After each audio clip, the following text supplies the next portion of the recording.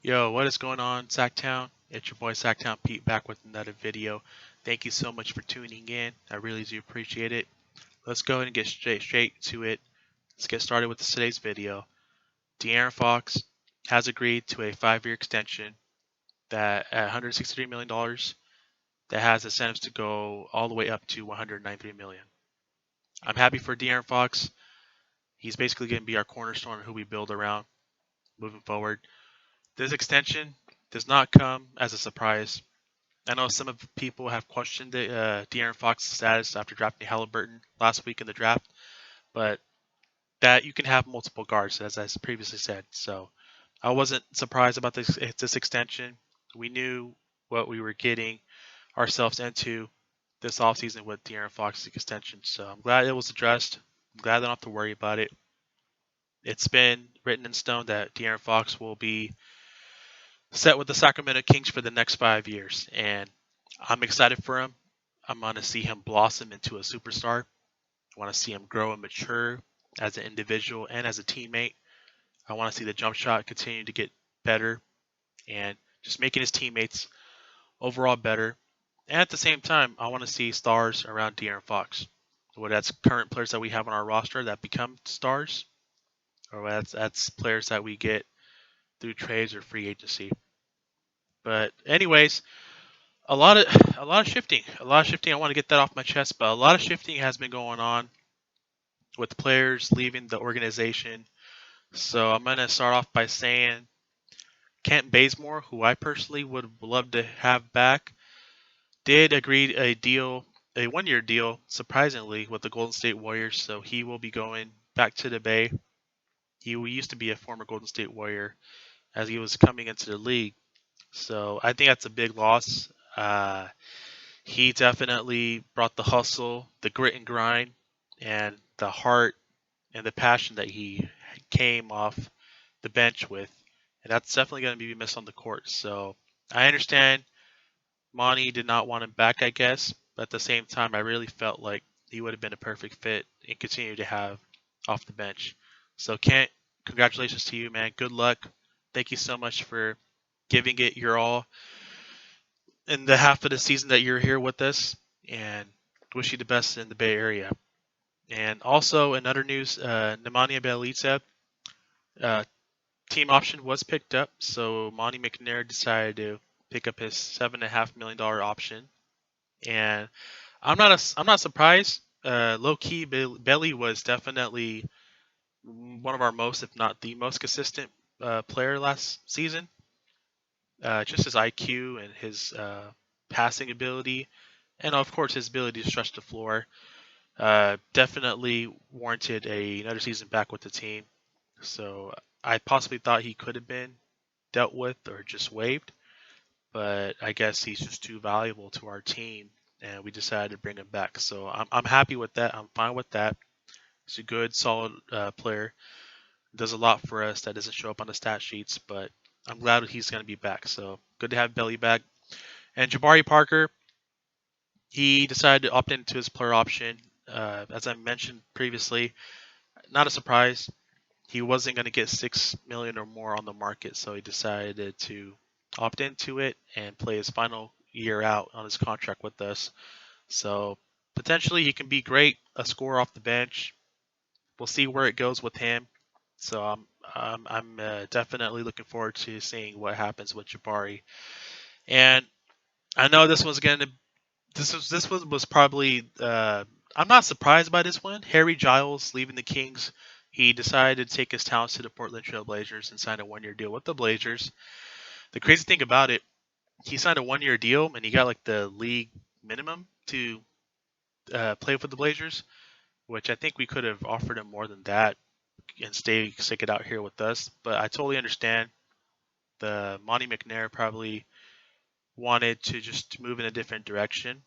And for Harry, he's a good kid. I'm happy for him. Excited for him to see him continue to develop and grow and mature with the Blazers. Just hope he doesn't have any setbacks. I know a lot of Kings fans I've seen online. People have been just messaging me saying that they're upset with Harry Giles not coming back. I'm not surprised about it. Guys, it's not the end of the world. yes, his presence will be missed, and he showed his heart in the city he showed love for the city, and I just wish it would have worked out for him physically on the court. We've had him for 3 seasons, and he just has setback guys.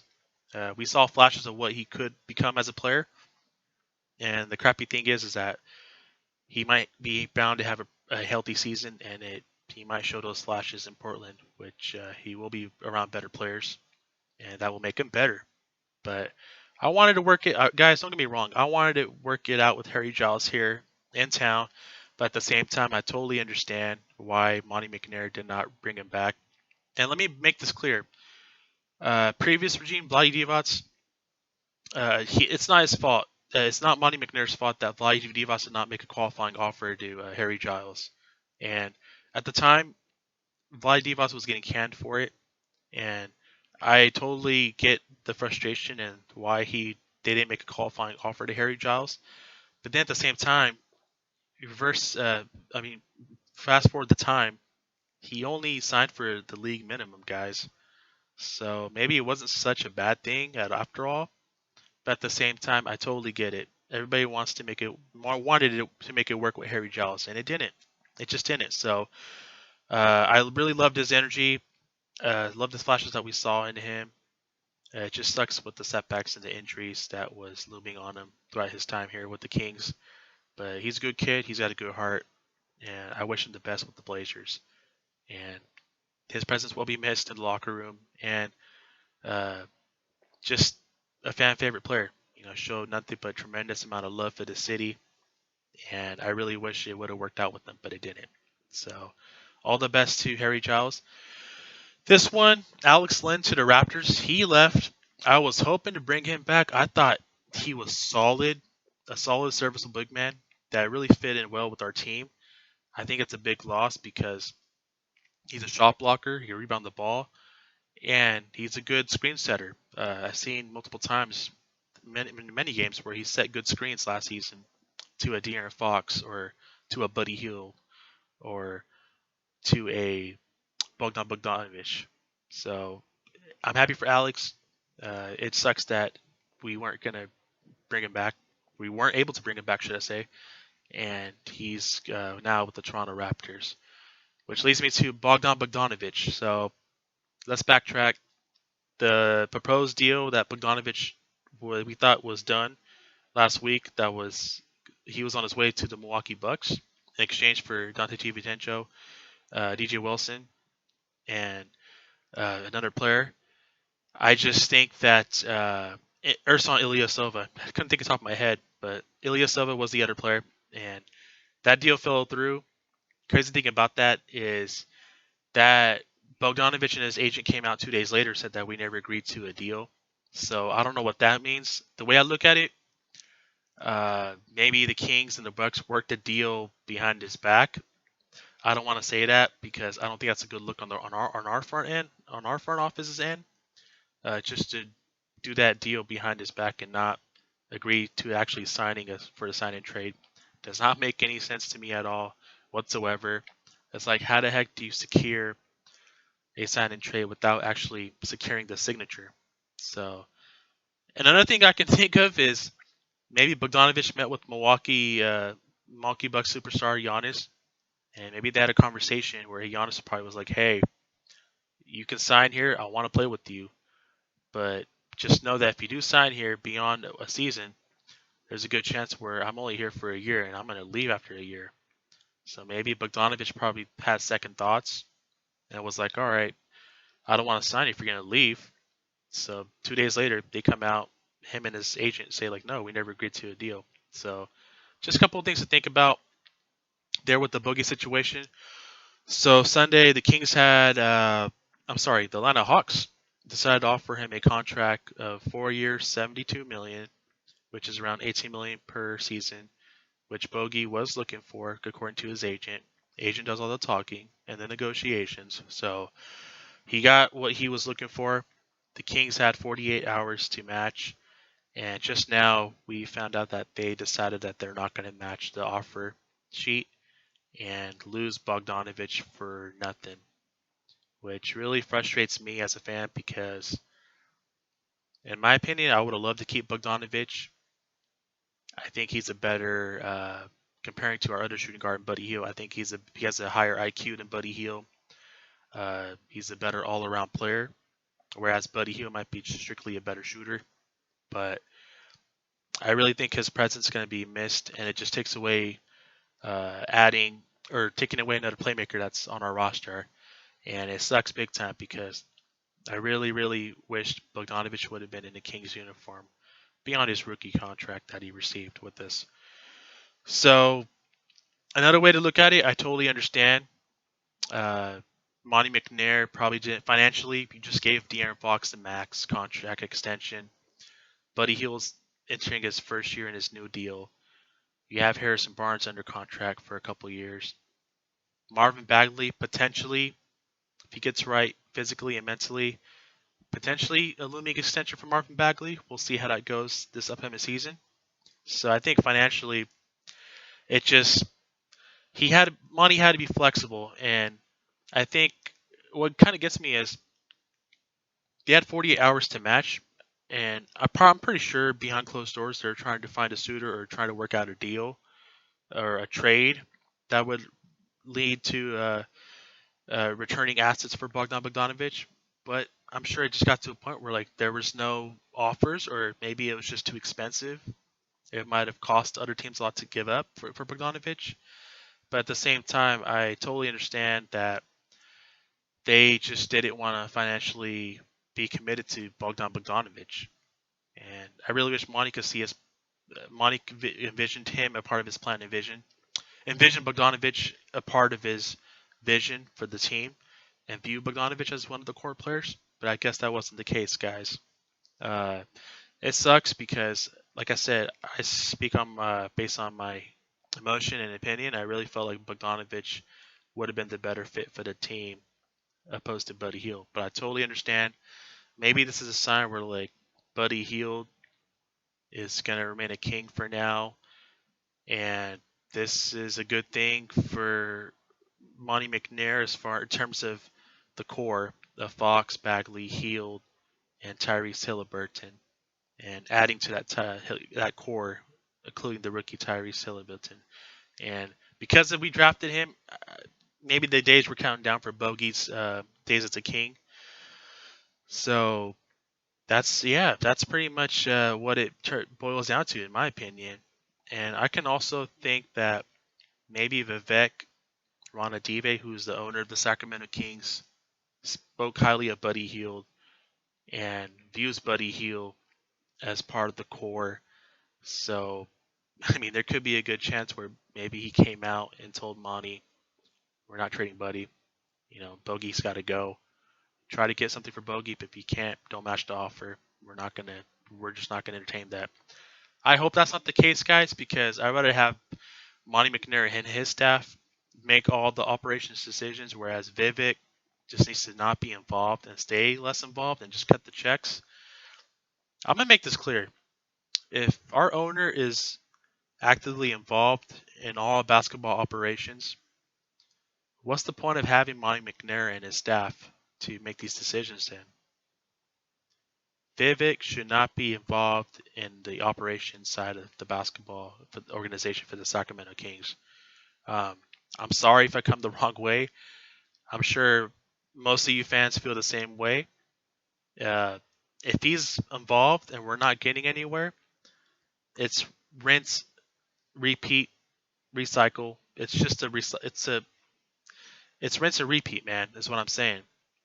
We'll get nowhere if our owner is involved in these, financial decisions of the roster. And I hope that's not the case. I want to make that crystal clear. I hope Monty McNair and his staff are the ones that are making these decisions for our organization when it comes to the roster. And only time will tell. Only time will tell how this is going to reflect and how it's going to look. Out of all these moves, the De'Aaron Fox move was not a no-brainer. You're going to extend him. He's a part of the core. Obviously, he's the franchise player that you're going to build around with. And the Bogdanovic to the Hawks, I'm happy for Bogdan Bogdanovic. I think he's going to do really well with the Atlanta Hawks. He's going to light it up. Possibly he might have his best season as a pro in the NBA with the Hawks, and may look like we're the laughing stocks for letting them go for nothing. But flexibility and moving forward financially to build around De'Aaron Fox, Marvin Bagley, Ty Halliburton, and possibly Buddy Hield. I think Monte McNair has done well keeping that flexibility, financial flexibility moving forward. So I think that's pretty much it. That's what's going to do it for me. Let me know how you guys think and feel about this. I'm always excited to see your guys' comments and interactions in the comment section. Uh, yeah, man. And the shocking thing is I do want to mention that we haven't really. It's not really a surprise, but we haven't signed a free agent yet either. So it is what it is, guys. Uh, some decisions I'm happy with, some decisions I'm not happy with, but I'm gonna leave it to Monte McNair and his staff because I do believe